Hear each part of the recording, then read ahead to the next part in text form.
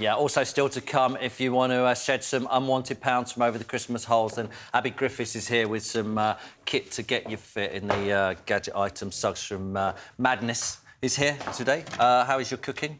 Not too bad. Yeah, I'm not the greatest. My wife Anne is a very good cook, and I don't often get near.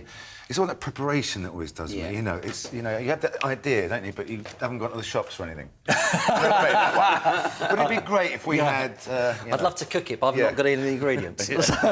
So we'll have a sandwich. instead. What are we making? Right, we're going to make a chocolate cheesecake, chocolate meringue cheesecake. So we've got some cream that we're serving with it. We've got some meringues that are shop bought. We've got some blueberries. We've got sugar, vanilla. We've got eggs. We've got ricotta cheese, and we've got cream cheese and some chocolate melting away. The base we've done, which is simply bourbon biscuits with butter. Press it in. So you use whatever biscuit you want, whatever your favourite biscuit is, it will work. Blend them, add butter, press it in.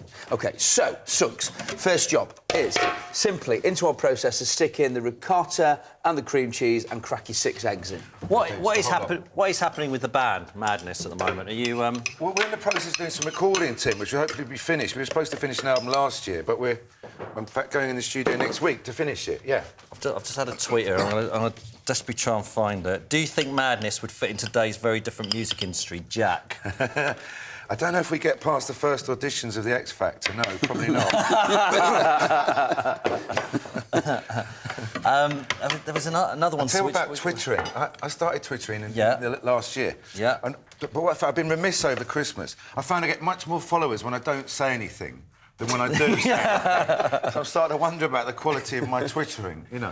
Here we go. Helen Pollard, this is what I was looking for. Do you enjoy touring more now or back in the 70s and 80s? Well, that's a very good question. In fact, I do enjoy it more now. I think probably because I see time running out, you know, eventually at some point. Every gig I see is something very special, and I really thoroughly enjoy it. We were just saying gigs have changed a lot. We were saying before the show because I was watching a bit of Take It or Leave It, you know, your film you did, which I love, and it reminded me of how aggressive concerts were years ago. They used to end up in fights. Football was ending up in fights. Everything was quite aggressive back then, wasn't it? It was, yeah. In fact, I talk a bit about that in my one-man show. You know, leaving your mates on a Saturday night, you know, it's like running the gauntlet. You know, you're going to pass rockabillys, Teds, punks, psychobillys. Everyone had their own sort of tribal thing going on. Yeah, it's true. Kids today, they don't know. They're born, do they? It all exists side by side now, doesn't it? It doesn't matter, you know, what you are. Then there's a big you used to wear your uniform, your label, and go out the street and go, oh God, here we go. Who am I going to bump into? Right, what do you want me to do, mate? So that's our basic cheesecake mix. So it's ricotta cheese, it's cream cheese, it's eggs, and it's sugar and a bit of vanilla. And we just blend that, just click it on so. Of course I know how to blend. Yeah, right. There we go. So we blend that until it's smooth.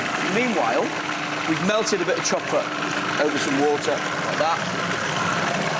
And then... One of the things about Madness, can I interject go here? for it, One of the things about Madness, they were very media-friendly, weren't they? I remember tuning into Saturday morning kids' TV and stuff, and you lot embraced it. Rather than sit there looking awkward, you put the bananas on your head and do all that. You end up doing a lot of media. One of the things that we've got a clip of now is you on the Young Ones. Well, that was always good fun. Yeah, absolutely. We had Aid Evanson on earlier, and they had to put music on, didn't they, to get their commission? Because they had to put they had to put some sort of act on, didn't they? They had a line it had to be a novelty act or something. Yeah. And this is a great moment. Here we go. This is you on the Young Ones. Welcome to the house of...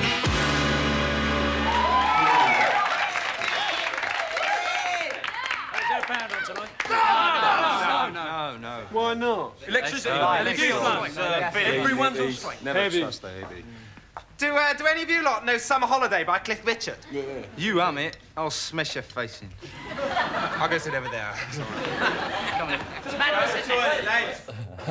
Always looked a lot of fun being in Madness. It was a lot of fun being in Madness, yeah. I mean, we had this sort of love-hate thing with the media because they always knew we'd liven up a dull day, but you know, there was always a thin line between turning it into complete anarchy. Right. But with something like the Young Ones, they really did just say, do whatever you like, because the whole point was anarchy.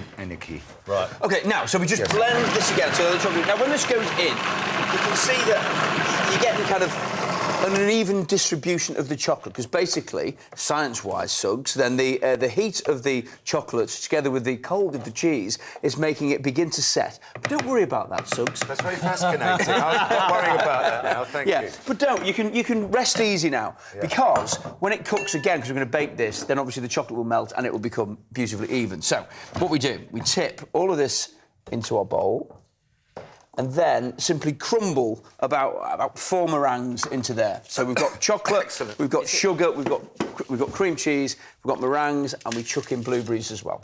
Is it true you nearly got lobbed out of Madness in the early days because you were going to Chelsea too much? Yeah, I did. In fact, yeah, because we used to rehearse on Saturdays, and of course, it unfortunately coincided with the football, which I was mad about then.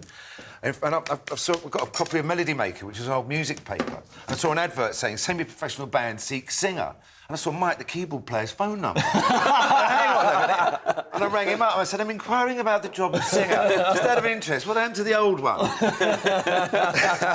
Hey. And give you that a stare around so we mix all of that together. Thing is, now you'd be all right, wouldn't you? Because football 3 o'clock on a Saturday doesn't happen anymore. Exactly right. Well spotted. Yeah. Sundays, Mondays, Tuesdays. Yeah, Andy Appiness says, did Suggs sneak in to watch Ian Dury in the Blockheads? Oh, yeah, no, it wasn't actually. It was our sax player, but, yeah, they played a pub in Kentish Town. He climbed into the toilet window and got his jeans caught on the prongle. Was hanging upside down in Ian Dury's dressing room. You're a big fan of Ian Dury? Yeah, loved Ian Dury. Yeah, I saw Ian Dury a lot of times, though. Yeah, I saw his very last concert. We made a record with him right towards the end. But, yeah, he was a huge influence, the way he wrote songs and the way he sang. OK, so that's always good. Just simply now pour all of that on top of our cheesecake, and then we bake this for about an hour at about sort of 160 or so. And it's cooked. Again, I know you're worried about this, Suggs, so I know when you cook them, you know, when you get that cracking on the top. I'm really worried about the meringue. I don't know. Yes, I know.